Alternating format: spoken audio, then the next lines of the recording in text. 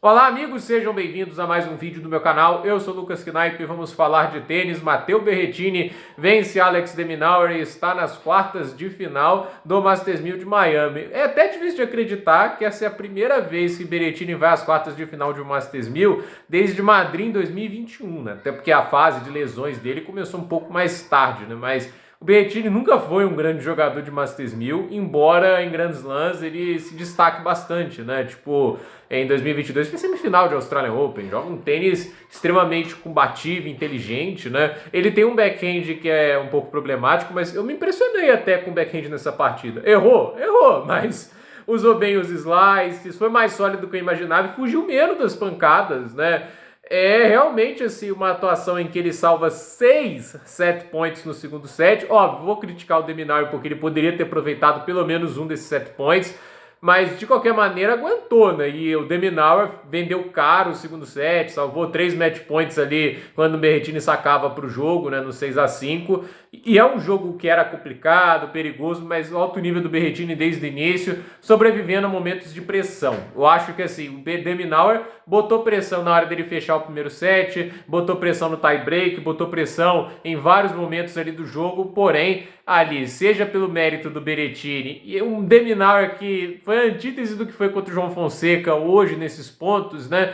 O italiano avança, né? E assim, o de Minaur teve tudo para levar esse jogo para um terceiro set, onde eu acho que ele seria até favorito pela questão física, né? Eu acho que ele aguenta mais, ele perde menos desempenho no cansaço do que o italiano, mas fato é que assim, 0,40 na hora que o Berrettini saca 4-5, devoluções ruins, faltou um pouco de sobriedade ali pro de Minaur. Aí ele sente esse momento, é quebrado logo no game seguido, obviamente sentiu o momento que ele deixou a chance passar, e aí ele tem um game fantástico, né, para salvar 3 match points, levar pro tie break, e fazer um tie break muito bom, 6-3, aí o Berrettini saca 2 vezes, e o que acontece, o de Minaur vai lá e perde esses set points, ainda perde os 2 pontos de saque seguidos, o Berrettini saca para fechar e o de Minaur salva, né, o set point, aí erros muito similares, né, um forehand saindo, não é muito, né, assim, um pouquinho na linha, tentando buscar o limite, porque assim, o Berrettini hoje estava aguentando no fundo de quadra, não é fácil aguentar contra o de Minaur,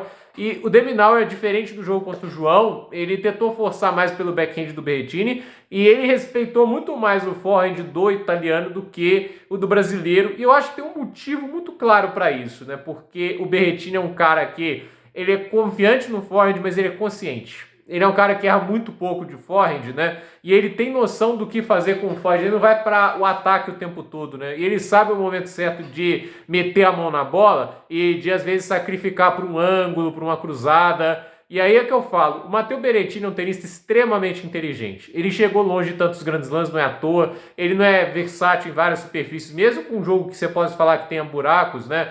Ele não conseguiu tudo que ele conseguiu à toa. Uma final de Wimbledon, gente, isso não é pouca coisa. E o Berrettini tem isso, né?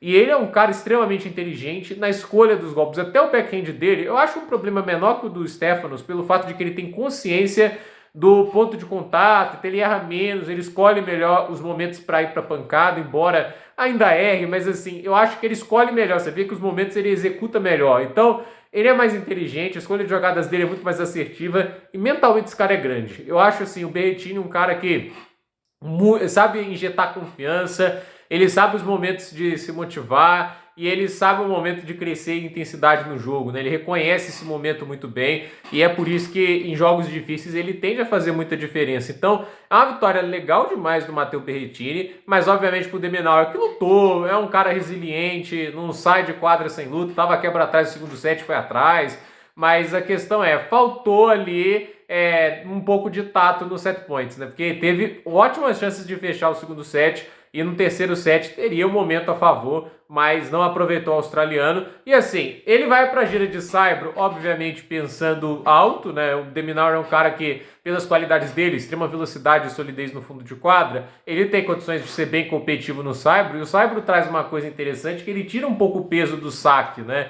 E o de Minaur, obviamente, não quer dizer que não tira tudo, né? O saque é importante ainda, né? Mas o de Minaur sabe, no saibro é a superfície aí que ele pode, assim, aproveitar para jogar um bom tênis. Normalmente, assim, não é a superfície que ele teoricamente gosta mais, mas ele sabe do que é capaz de fazer e, assim, eu acredito que fica aquele gosto amargo, 2/8 de final na Sunshine Double, né? Ele tinha capacidade para mais, mas em ambas as partidas contra o Cerúndulo, contra o Berrettini, eu acho que ele não aproveitou tão bem as oportunidades. Mas, assim, não é uma derrota também para falar, nossa, que derrota terrível. É o Berrettini, já foi top 10, assim, só não é top 10 hoje porque as lesões atrapalharam.